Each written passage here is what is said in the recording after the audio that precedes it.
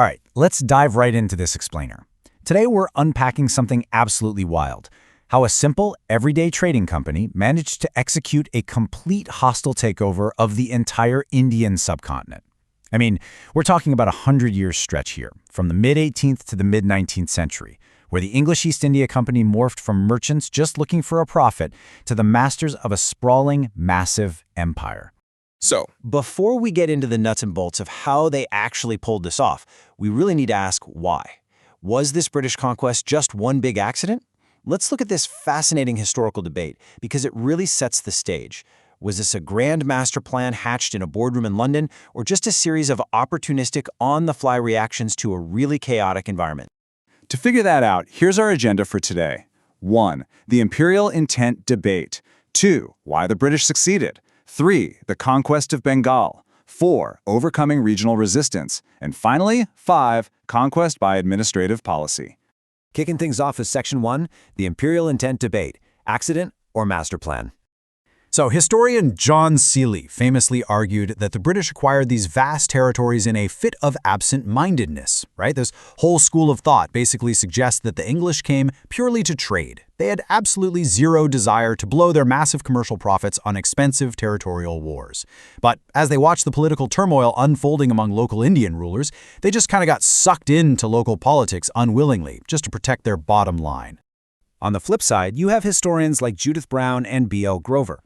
They argue that actually, over time, this strategy shifted into a highly conscious, imperialistic master plan. Sure, maybe the earliest land grabs were reactionary, but by the time we hit governors general like Lord Wellesley and Lord Hastings around the turn of the 19th century, the expansion was completely deliberate. They were aggressively using treaties and waging wars, partly as defensive countermeasures against rival empires like France and Russia, working on a very deliberate design to conquer the whole of India. Moving on to Section 2. Why the British succeeded, the anatomy of victory. So how did they actually do it? The crucial takeaway here is that systemic, corporate, and military advantages heavily stacked the odds in favor of the British. You know, it wasn't just about having better muskets and cannons. They enforced a ridiculously strict regime of discipline. They actually selected officers based on skill rather than just what caste or class they were born into. And probably most importantly, their global trade profits easily bankrolled their Indian wars. And the contrast here is just stark. Think about it. You have this highly organized British war machine paying its soldiers regular, on-time salaries, which guaranteed absolute loyalty. Meanwhile, the Indian regional leaders were totally strapped for cash, heavily dependent on unpaid or mercenary retinues, and just deeply factionalized. There wasn't really a united political consciousness of India at the time. They were often busy fighting each other, and sometimes even teaming up with the British to take down their own neighbors. Which brings us to Section 3, the conquest of Bengal, the blueprint of takeover. Now look at this timeline. It shows the super rapid escalation from a basic trading dispute to the East India Company becoming the regional master. Friction over trade privileges sparks the Battle of Plassey in 1757. Then barely a few years later, in 1764, the Battle of Buxar completely cements their power. I mean, they defeated not just the Nawab of Bengal, but a combined army that literally included the Mughal emperor himself. And this all culminated in the massive 1765 Treaty of Allahabad. And we have to talk about Robert Clive here. He is a really fascinating historical figure. The guy literally started as a lowly company clerk and somehow rose to become the chief architect of British power in India. At the Battle of Plassey, he basically leveraged local internal conspiracies to win with a tiny handful of forces against the Nawab's massive army of 50,000 men.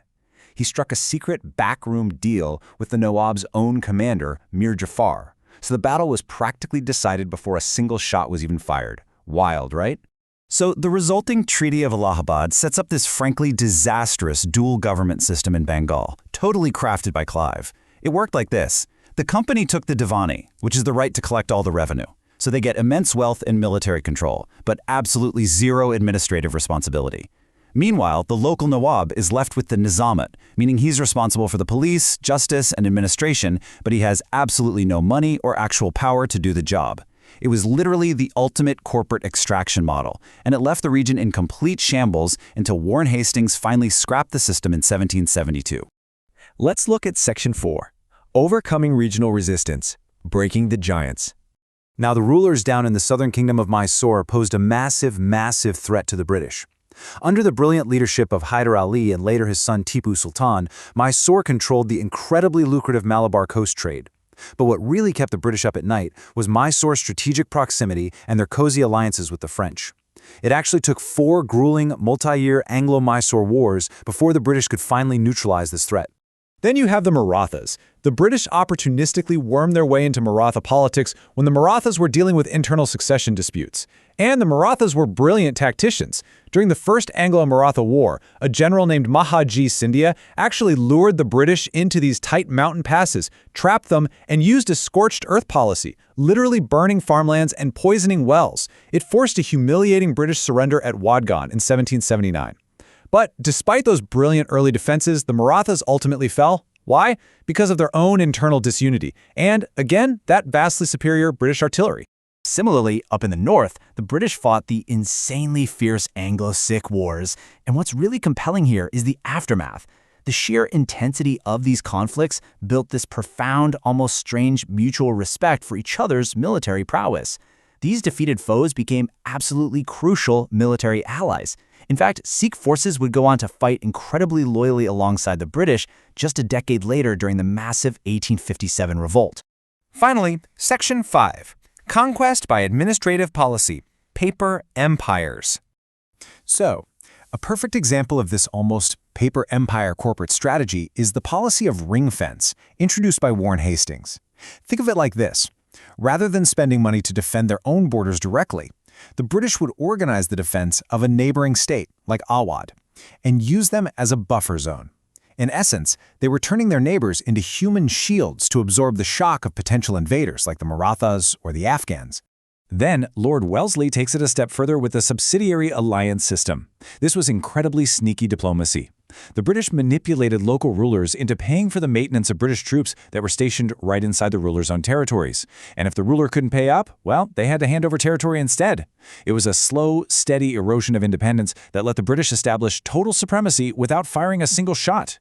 And then, oh man, there was Lord Dalhousie's doctrine of lapse. This was just a ruthless legal loophole. Under this doctrine, if an Indian ruler died without a natural, biological heir, their adopted son could inherit their private property, sure, but not the state itself. The paramount British power simply gave itself the right to step in and decide whether to just annex the entire kingdom. And nobody was safe, not even Awad, which had literally been the company's oldest buffer ally for 80 years under that subsidiary alliance system we just talked about. The British annexed it in 1856 anyway. Now, they couldn't use the doctrine of lapse there, so they just claimed, oh, the Nawab is guilty of maladministration. It was a stark, brutal demonstration that absolutely no alliance was sacred, and it showed the incredible, ruthless lengths the company would go to for total control. So as we wrap up this explainer, I want to leave you with the thought. We've traced this unbelievable timeline from a few coastal trading outposts to absolute paramountcy over an entire subcontinent, stretching all the way through Sindh, Punjab, and right up to the borders of Afghanistan. When you consider the fragmented nature of the Indian kingdoms, that highly disciplined British war machine, and ruthless legal maneuvers like the doctrine of lapse, how do you view the rise of this empire? Was it, as some of them claimed, a civilizing mission? Or was it simply the most successful, most aggressive corporate expansion the world has ever seen?